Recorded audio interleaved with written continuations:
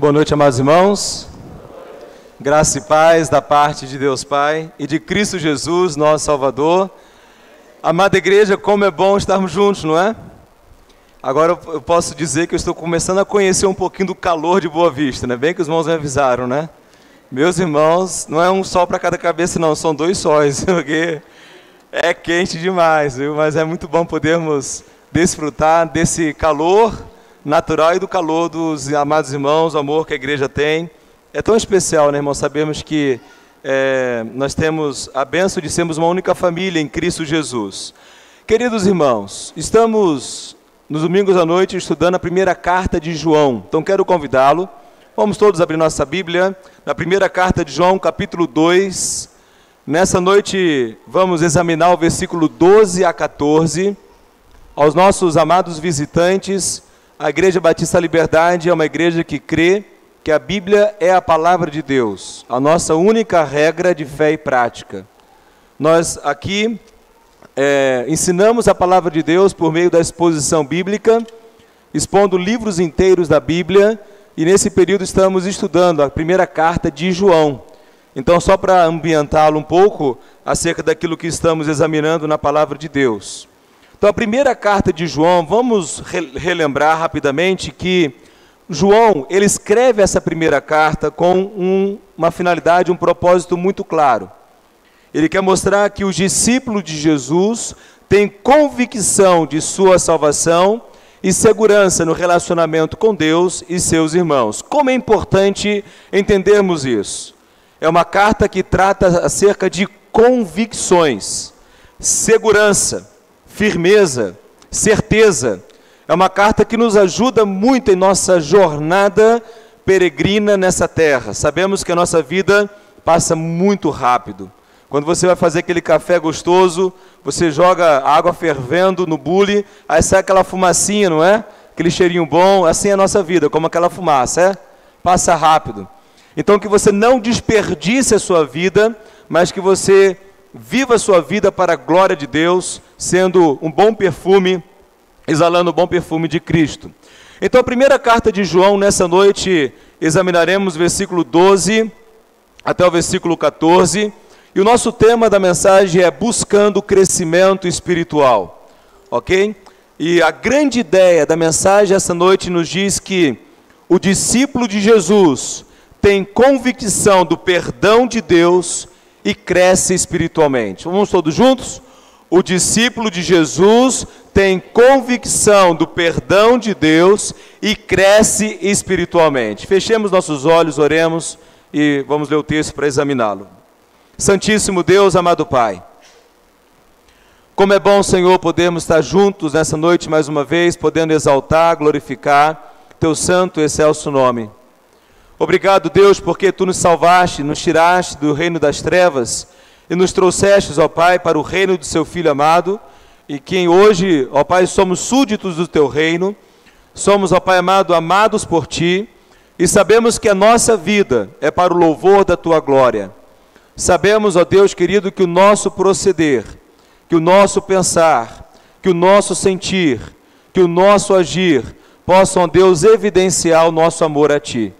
Pai querido, que a Tua palavra fale profundamente ao coração da Tua igreja, de modo que saiamos daqui determinados em continuar buscando o crescimento espiritual.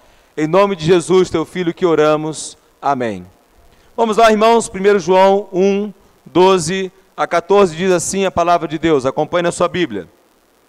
Filhinhos, escrevo-vos, porque pelo seu nome vos são perdoados os pecados. Pais, escrevo-vos, porque conhecestes aquele que é desde o princípio. Jovens, escrevo-vos, porque vencestes o maligno. Eu vos escrevo, filhos, porque conhecestes o Pai.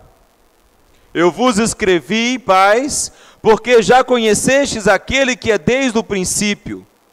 Eu vos escrevi, jovens, porque sois fortes, e a palavra de Deus está em vós, e já vencestes o maligno. É impressionante, amada igreja, queridos irmãos, o quanto que João está convocando a igreja de Cristo em Éfeso à guerra. As palavras que lemos é uma conclamação, é uma convocação à guerra, a batalhar, a guerrear. Os irmãos sabem muito bem já disso. A igreja destinatária desta carta, a igreja em Éfeso e na região da Ásia Menor, estão enfrentando uma série de batalhas, de confrontos dos falsos mestres. Falsos mestres e falsos crentes que adentraram a vida da igreja e estavam disseminando falsos ensinos que haveriam de conduzi-los a uma vida de imoralidade sexual, haveriam de conduzi-los à negação da sã doutrina quanto à pessoa de Cristo Jesus, e haveriam também de suscitar a arrogância espiritual. A igreja em Éfeso tinha esses 3 frontes de batalha: a imoralidade sexual, a negação da doutrina da pessoa de Cristo e a arrogância. Amada igreja, queridos irmãos, a igreja em Éfeso precisava reagir. Eles não poderiam permanecer como que ingênuos, incautos àquela realidade na qual se encontravam.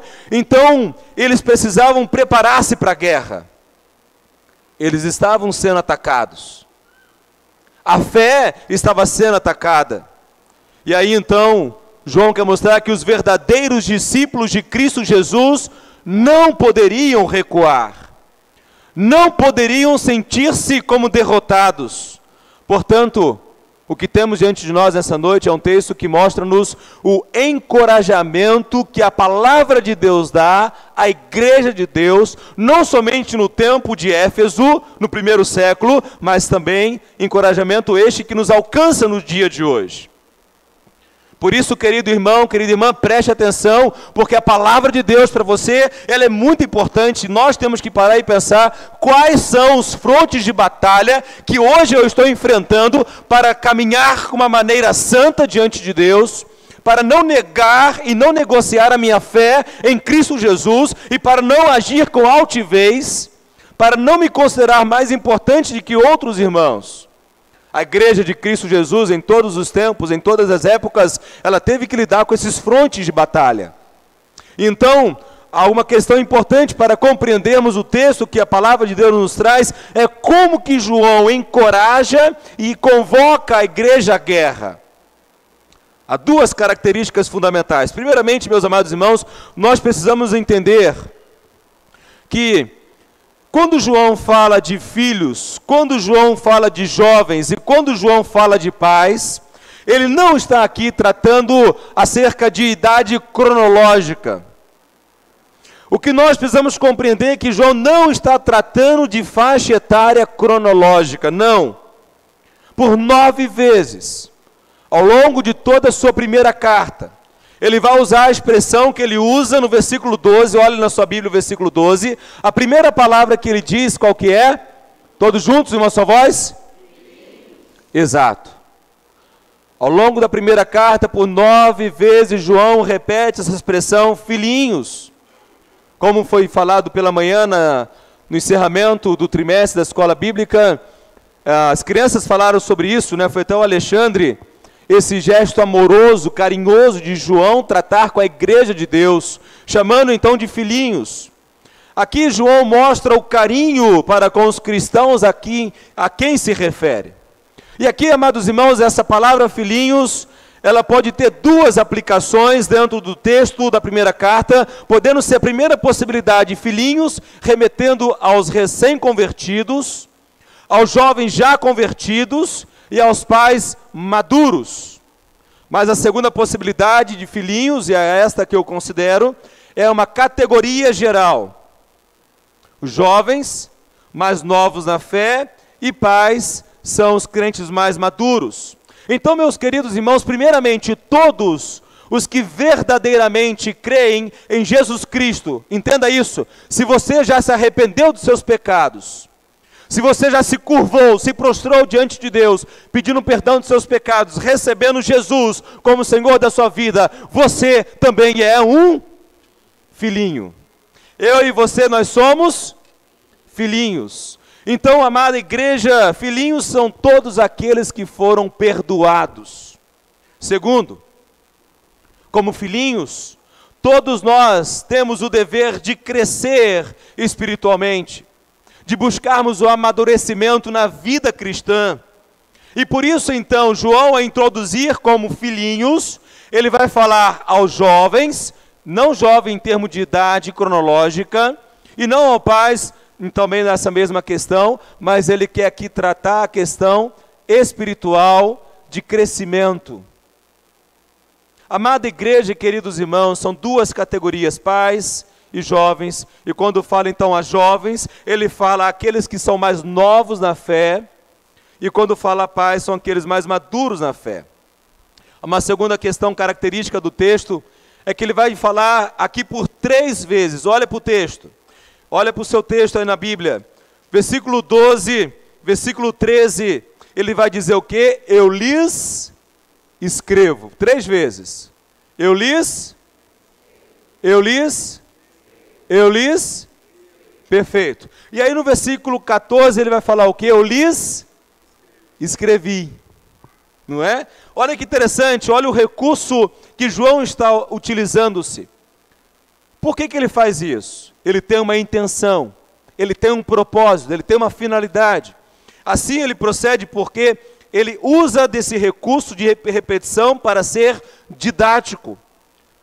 Ele explica no versículo 12 e 13, e no versículo 14 ele amplia o pensamento apresentado anteriormente. Com isso, então, meus amados irmãos, versículo 12 e 13 é curto, enquanto que no 14 ele amplia e reforma o pensamento. Então vejamos o versículo 12 e versículo 14, a parte A, ele vai dizer o seguinte, olha na sua Bíblia, por favor. Filhinhos, eu vos escrevo, porque os vossos pecados são perdoados por amor do seu nome. No versículo 13, ele também falará acerca da mesma situação. Ele diz, eu vos escrevo, filhos, porque conhecestes o Pai. No versículo 13. Amados irmãos, vejam o versículo 12. João diz, porque, todos comigo juntos? Porque os vossos pecados são perdoados. O que nós, como discípulos de Cristo Jesus, precisamos ter é certeza de que Deus já nos perdoou. Amados irmãos, é terrível viver com culpa. É terrível viver preso aos pecados do passado. É terrível vivermos acorrentados por acusações que o tempo todo exaltam a nossa vida pregressa de rebelião, de rebeldia a Deus e o seu propósito. O que João quer mostrar é que a igreja de Cristo Jesus é uma comunidade de pessoas perdoadas por Deus. Quando nos arrependemos de nossos pecados e cremos na obra da cruz, quando de fato reconhecemos que Jesus se tornou maldito em nosso lugar e com seu sangue derramando seu sangue, fomos purificados de todo pecado, de toda maldição, não há mais culpa sobre nós, não há mais culpa legal. O nosso acusador não tem mais autoridade para apresentar a Deus os nossos crimes. Amada igreja, queridos irmãos, aqui João, então ele vai repetir por 2 vezes a palavra filhinhos. E no grego, quando nós olhamos para o original, no versículo 12, Paulo vai usar uma expressão grega chamada teknia. E, amados irmãos, essa palavra grega denota uma filiação por nascimento, por ter sido gerado. Olha que fantástico, preste atenção nisso, porque isso é muito importante. Quando você se arrependeu dos seus pecados, recebeu Jesus Cristo como seu único, suficiente Salvador, você foi o quê? Gerado novamente. Você foi regenerado. O Espírito Santo de Deus nos regenerou mediante a palavra regeneradora. É a obra do novo nascimento, é aquilo que Jesus Cristo falou a Nicodemos no capítulo 3. Antes importa-vos o quê? Nascer de novo. Amados irmãos, só entrarão no reino de Deus quem for regenerado e não religioso. A religião condena, a religião separa, a religião é a habilidade, é o esforço, é a meritocracia do homem em tentar receber algo de Deus. A religião é falida, mas a obra da cruz não. O novo nascimento é obra de Deus, mediante a palavra da cruz.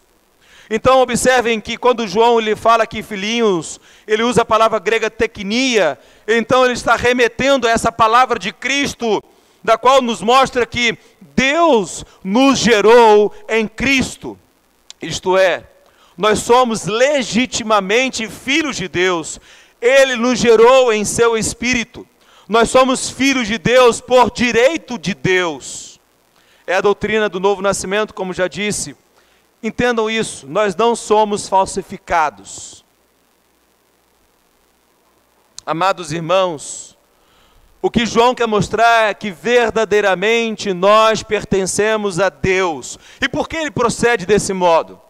Porque a igreja em Éfeso, no primeiro século, estava sendo atacada pelos gnósticos, pelo docetismo, que diziam que somente aqueles que possuíam a gnose, um conhecimento superior, um conhecimento restrito a um grupo especial, poderiam ascender espiritualmente, poderiam crescer espiritualmente e se acharem filhos de Deus. João está falando, balela, isso não existe. Quando nós somos atraídos à obra da cruz, nós somos regenerados, somos nascidos de Deus e pertencemos a Ele. E agora olha o versículo 13. No versículo 13 ele vai mais uma vez usar a palavra filhos. E aqui, queridos irmãos, quando ele usa a palavra filhos, ele usa uma outra palavra grega. Agora não é mais teknia. Teknia é filiação por nascimento. Agora a palavra grega é paidia. E esse termo paidia, meus amados irmãos, destaca a menoridade da criança e sua dependência legal, moral e intelectual do pai. A palavra paidia quer dizer da submissão do filho ao pai. Amada igreja, queridos irmãos, a Vivian Larissa, a Sofia e a Rafaela são minha teknia. Elas possuem meu DNA e o DNA de sua mãe, de Viviane. Então, à medida que elas se desenvolvem, à medida que elas crescem, elas são minhas paidia. Elas estão crescendo, estão aprendendo comigo, estão aprendendo com meus acertos, e também estão aprendendo com os meus erros. Amada igreja, queridos irmãos, o que João quer mostrar aqui de uma maneira muito clara, versículo 12, teknia, vocês são filhos da verdade, são filhos de verdade. Não duvide, preste atenção nisso, da sua filiação. Se você se arrependeu e creu no Senhor Jesus, você é um legítimo filho de Deus. Se você nasceu de novo, você é filho de Deus. Agora entendamos algo importante, paidia.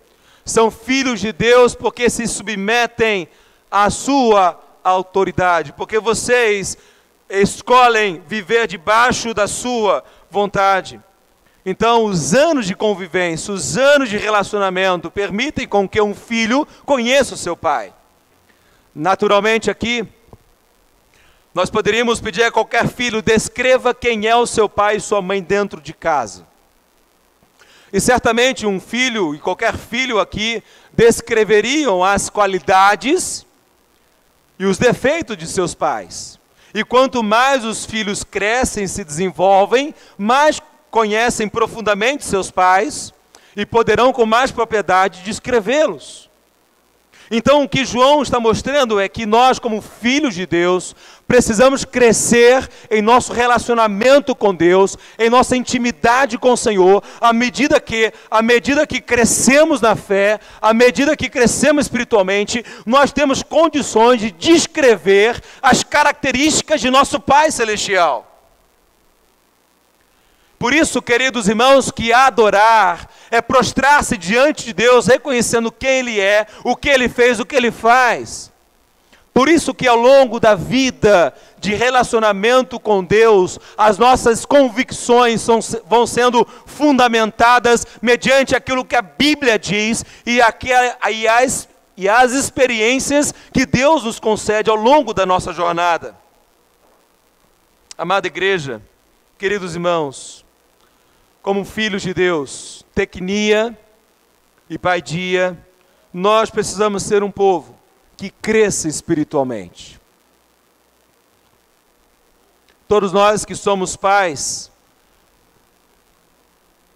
vivenciamos uma alegria indescritível no momento em que a nossa esposa fica grávida. Recordo-me, quando ainda seminarista no Recife, recebi a notícia que seria pai. Pelas ruas do Recife, quem eu não conhecia, quem eu conhecia, falava, você é papai, aquela alegria. E chegou o dia do nascimento, uma outra grande alegria. Mas minhas filhas continuam bebês? Não. Os anos vão se passando, elas vão crescendo. Se Deus permitir, ano que vem a Vivian entra na maioridade, não é? 18 anos. Olha como o tempo passa e a gente envelhece, não é? Mas aí, amados irmãos, esse é o entendimento. Nós não podemos permanecer na nossa vida cristã como infantis. É isso que João agora vai tratar. Nós não podemos permanecer como bebês espirituais, como crianças espirituais, como Paulo trata a igreja em Corinto. Mas observemos que João, ele vai falar agora, olha o versículo 13, ele vai dizer o seguinte: Pais, escrevo-vos, porque conhecestes aquele que é desde o princípio. Olhem agora no versículo 14. Eu vos escrevi, pais, porque já conhecestes aquele que é desde o princípio. Queridos irmãos, por duas vezes ele vai falar aos pais. Aqui os irmãos já entenderam que pais não é a faixa cronológica, mas diz respeito à maturidade espiritual, ao crescimento espiritual alcançado. Os pais são aqueles aqui que têm mais experiência de vida cristã, no sentido de não ser muitos anos dentro da igreja, mas de crescer espiritualmente. São aqueles que já compreenderam melhor quem Deus é e quem eles são, quem Deus é, o que Deus fez e o que Deus faz. Então o que João aqui quer mostrar, meus amados irmãos, e prestem muita atenção no que haverei de lhes dizer, esses homens e mulheres possuem uma história com Deus. Pais são aqueles que têm uma vida de experiência com Deus, que gozam de um relacionamento pessoal com Deus. É muito importante entender isto. E aqui, meus amados irmãos, independente da sua idade cronológica, você pode ser um pai. Não está restrito à idade cronológica, nem a quantos anos você está dentro da igreja, mas diz respeito a uma verdadeira vida de amor, de dedicação, de obediência, de relacionamento, de vivência com Deus, de caminhar com Ele, de andar como Ele andou, de conhecê-lo pessoalmente. Amados irmãos, não é tempo cronológico de conversão que conduz ao crescimento espiritual, mas é a intensidade da obediência a Deus ao longo da caminhada cristã, que é marcada por experiências de sofrimento, de luta e de vitórias. A nossa vida com Deus é marcada de sofrimentos. A nossa vida com Deus é marcada por muitas lutas, mas também por muitas vitórias que o Senhor nos dá por sua graça e misericórdia. O que nós precisamos compreender é que tempo de vida na igreja não é sinônimo de maturidade cristã. Há pessoas que estão há anos dentro da igreja, mas ainda são crianças espirituais. Temos que entender essa verdade. Amada igreja, queridos irmãos, a salvação, sabemos que é absolutamente pela graça.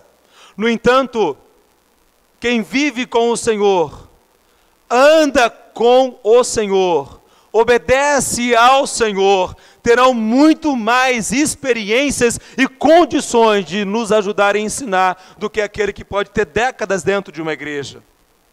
Ter décadas dentro de uma igreja não significa nada se não houver vida com Deus, se não houver relacionamento com Deus, se não houver experiências com Deus, se não houver uma vida de obediência a Deus.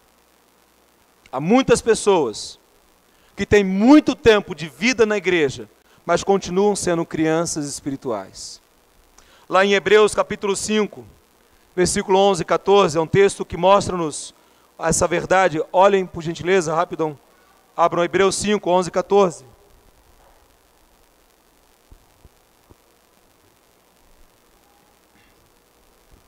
O autor de Hebreus diz assim: sobre isso, temos muitas coisas que dizer, embora difíceis de explicar, pois vos tornastes lentos para ouvir. De fato, embora já devesseis ser mestres, ainda precisais que alguém vos ensine de novo os princípios elementares da palavra de Deus. E vos tornastes necessitados de leite, e não de alimento sólido. Qualquer pessoa que se alimenta de leite é inexperiente na palavra da justiça, pois é criança. Mas o alimento sólido é para os adultos, que pela prática têm suas faculdades morais exercitadas para distinguir entre o bem e o mal. Percebem, irmãos? O autor de Hebreus traz o mesmo ensino do apóstolo João em sua primeira carta. Amada igreja, queridos irmãos, o autor de Hebreus, ele faz um alerta imprescindível aos nossos dias. Nós vivemos tempos em que a igreja evangélica brasileira é uma vergonha. Pastores são motivos de vergonha. Líderes são motivos de vergonha. Crentes são motivos de vergonha. Uma igreja que tem mercadejado a palavra de Deus. Uma igreja infantil, imoral, arrogante e infiel à palavra.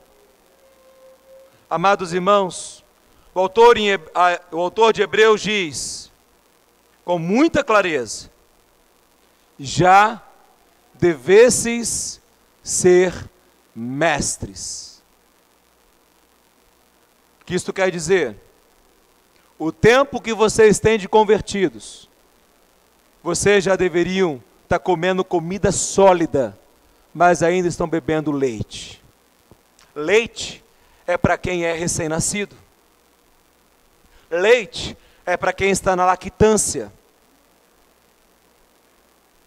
Amados irmãos, é uma advertência fundamental para a igreja de hoje. Como precisamos estar atentos ao ensino da palavra de Deus. Amada igreja, entendam algo básico e fundamental. Vida com Deus não é fazer o que me agrada, mas o que Deus quer e o que lhe agrada segundo a sua palavra. O nosso crescimento espiritual, nós deixamos a infantilidade espiritual, deixamos as coisas de meninos, deixamos as coisas da inexperiência à medida que assumimos a responsabilidade, que nós compreendemos que precisamos negar a nós mesmos, precisamos obedecer a palavra, precisamos seguir as pisadas de Cristo Jesus. Então, pais, aqui não se refere aos que se converteram há muito tempo, mas sim àqueles que estão amadurecendo na vida cristã, porque estão buscando diariamente uma vida de intimidade com Deus, e isso fica evidente nas suas atitudes diárias.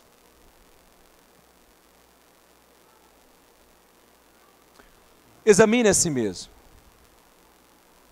As suas atitudes, as suas escolhas, os seus pensamentos, os seus sentimentos, revelam o que sobre a sua maturidade espiritual?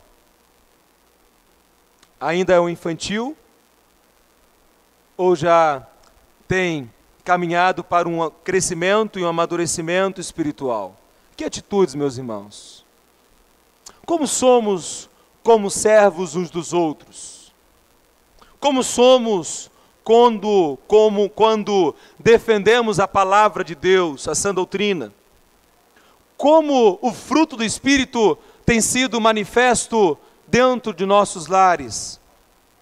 Como nós estamos vivendo a vida nessa terra? Estamos sendo instrumento nas mãos de Deus para a salvação de outras pessoas?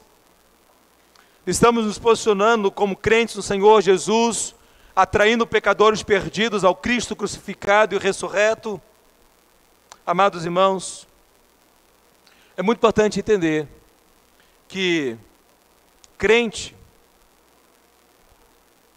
em Cristo Jesus não pode viver encostado, não pode se omitir das suas responsabilidades, não pode viver a vida simplesmente ao acaso, sem uma intenção, sem um desejo verdadeiro de crescer. Amados irmãos, como é importante isso. Agora veja que interessante, João continua na sua carta, e agora, após falar aos pais, como já expliquei, ele vai falar aos jovens. Ele vai falar àqueles que estão no seu estágio inicial, em crescimento, em desenvolvimento. Amados irmãos, ele diz, olha o versículo 13, ele fala com muita clareza, ele diz de uma forma inequívoca, ele diz, jovens, escrevo-vos, porque vencestes o maligno.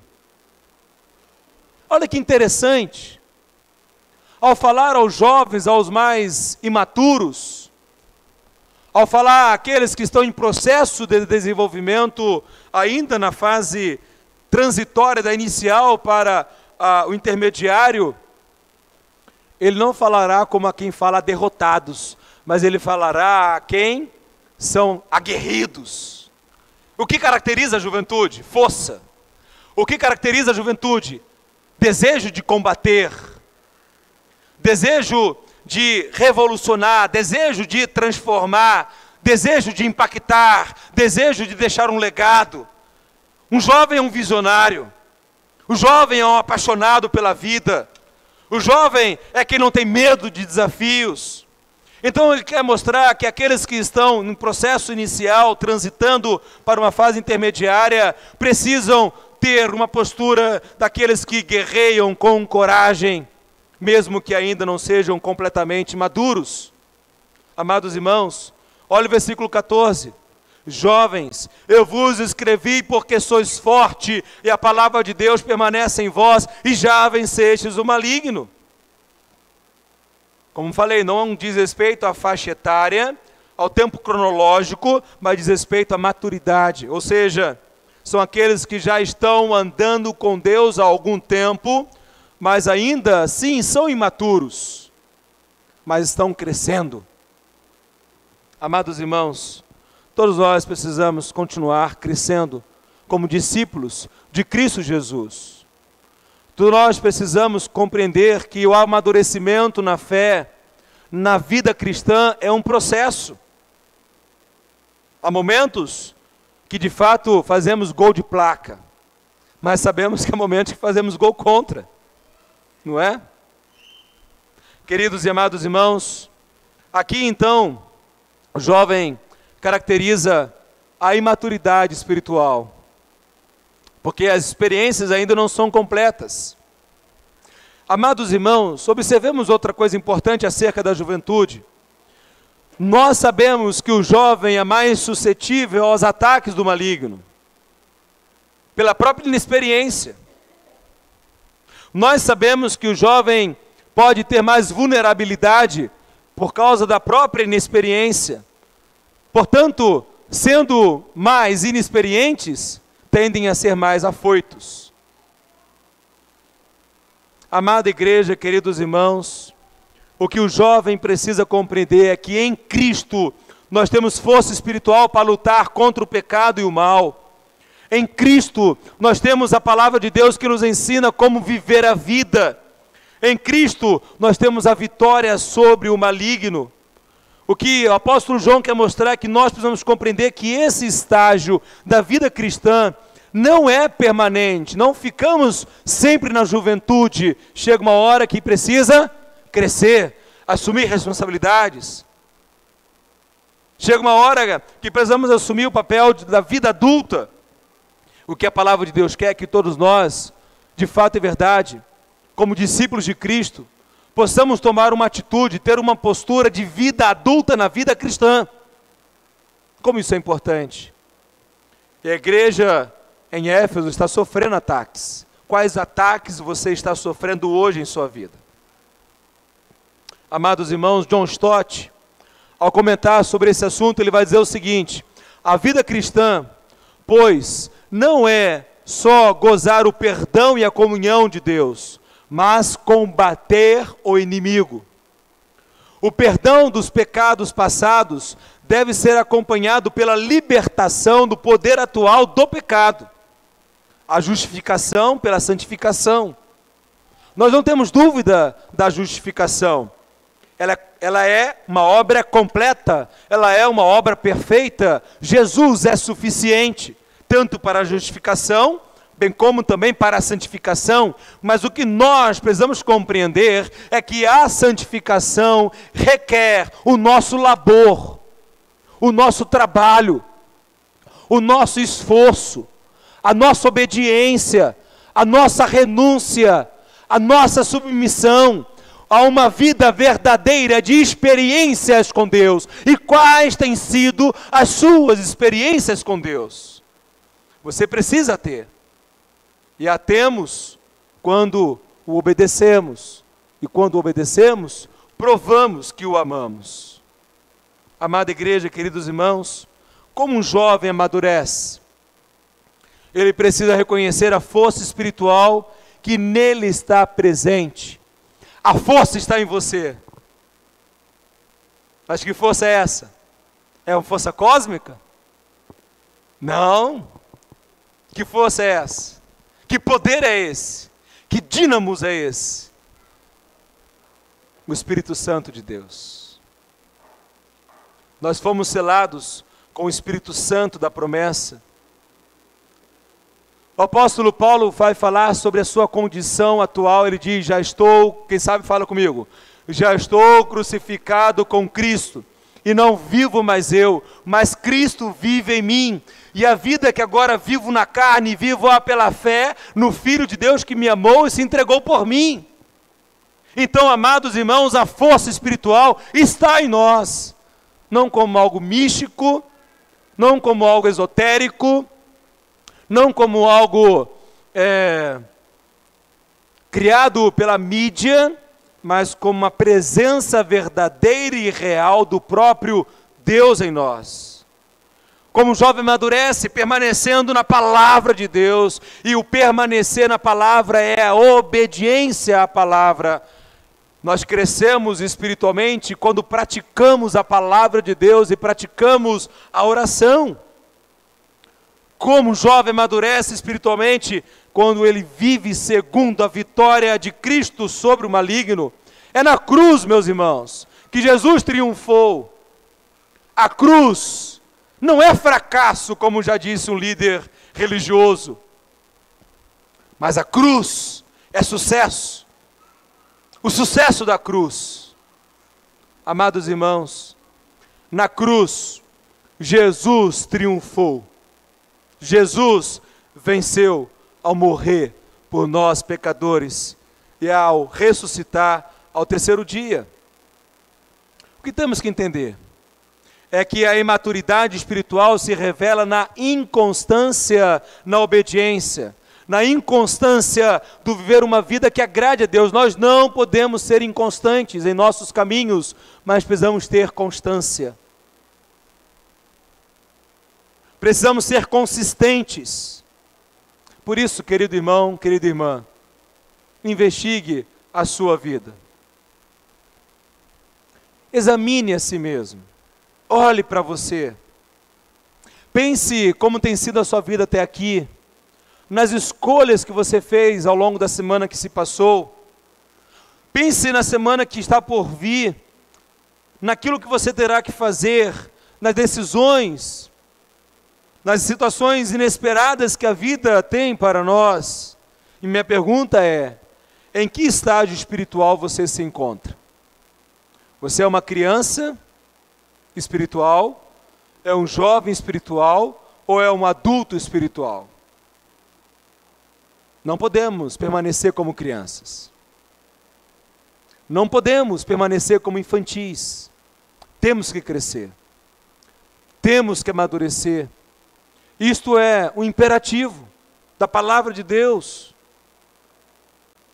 Amados irmãos, a sua fé é infantil ou você tem amadurecido de forma que Deus tem sido glorificado? Minha segunda pergunta é: o que você precisa mudar para crescer espiritualmente? Que mudanças você precisa buscar na sua vida? Amados e queridos irmãos, é preciso, portanto, ter convicção das verdades da palavra de Deus. A palavra de Deus mostra-nos a nossa luta contra o pecado. Nós fomos libertos do domínio do poder do pecado, como Paulo vai tratar em Romanos 6, 1 a 14. Nós não vamos ler, só faço a menção para que os irmãos se lembrem, porque os irmãos já conhecem. Paulo vai mostrar que mortos para o pecado e vivos para Deus. Paulo vai mostrar que o nosso velho homem foi crucificado com Cristo, foi sepultado com Cristo, e agora ressurretos com Cristo, vivemos para a glória de Deus. João 15, de 1 a 6, o Senhor Jesus vai mostrar a necessidade de permanecer nele e obedecer a sua palavra. É assim que eu cresço espiritualmente. O crescimento espiritual, meus amados irmãos, é a prática que todos precisamos buscar. E é muito interessante que ao longo da carta, nos próximos capítulos, o apóstolo João, ele vai mostrar que, capítulo 3, versículo 8, o discípulo que amadurece, ele não vive mais na prática do pecado, porque a prática do pecado caracteriza os filhos do diabo. Capítulo 3, versículo 8.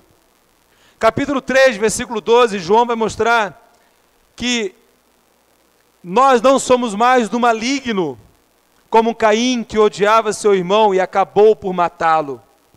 Capítulo 5, versículo 19, João vai mostrar que agora nós fomos libertos do domínio e do poder do maligno, do poder este que ele exerce neste mundo. O mundo jaz no maligno. Queridos irmãos, nós, como discípulos de Cristo Jesus, precisamos compreender algo fundamental. A nossa vitória nesta guerra consiste em obedecer a palavra de Deus e fazer a sua vontade, e não naquilo que os gnósticos, naquilo que o docetismo dizia no primeiro século, que era por meio da gnosis, do conhecimento especial e restrito a um grupo seleto. Não, não é. Não é. Amados e queridos irmãos, nós precisamos vencer a nossa luta diária. E como eu venço essa luta? Pela fé e obediência na palavra de Deus. Como eu venço essa luta? Fazendo a vontade do Senhor. Então, como que eu deixo de ser uma criança espiritual e cresço como um jovem e um adulto, alcançando a vida adulta espiritual? É aprendendo, entendendo e, sobretudo, praticando a palavra e praticando a oração. O crescimento espiritual é resultado da prática da palavra e da prática da oração. Então, querido irmão, querida irmã, olhando para aquilo que João acabou de nos falar, primeira coisa importante para você amadurecer, repitam comigo: crer no perdão de Deus. À medida que você ouve a palavra, você pode identificar pecados na sua vida. Então você precisa se arrepender dos seus pecados e pedir perdão a Deus. E ao fazê-lo, creia no perdão de Deus. Todos juntos? Crer no perdão de Deus. Deus me perdoa de forma completa, por causa dos méritos de Jesus Cristo, e não dos meus méritos. Não há mais culpa legal sobre o povo de Deus. Segundo, todos comigo, obedecer a palavra de Deus. Mais forte, obedecer a palavra de Deus. Sem obediência não há maturidade, não há crescimento espiritual. Precisamos obedecer. Na obediência, provamos que amamos a Deus. Terceiro, guerrear todos os dias contra as forças das trevas. Todos juntos, vamos lá? Guerrear todos os dias contra as forças das trevas. E aí, meus amados irmãos, leia-se: contra a imoralidade sexual, contra os falsos ensinos, contra a arrogância espiritual. Eu quero convidá-lo a fechar seus olhos e a colocar a sua vida diante de Deus.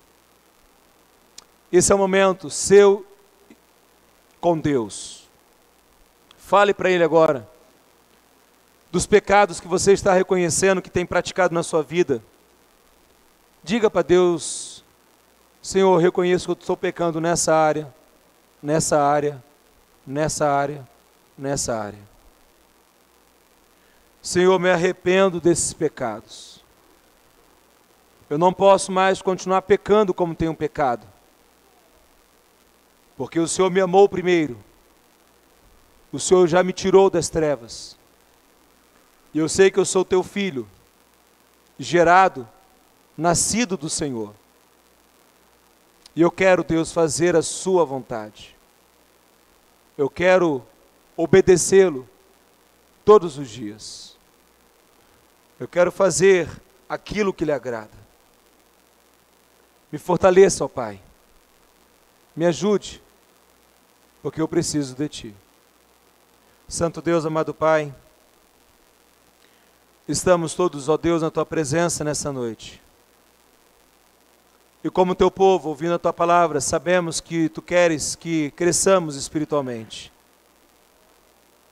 E precisamos crescer espiritualmente. Não podemos mais ser infantis na fé, mas precisamos caminhar rumo à juventude espiritual e à vida adulta espiritual, de modo que sejamos, ó Deus, filhos e filhas guerreiros, destemidos, que combatem pela fé evangélica, que façam novos discípulos de Cristo, vivenciando o Teu Evangelho a partir de nossos lares, fazendo a Sua vontade.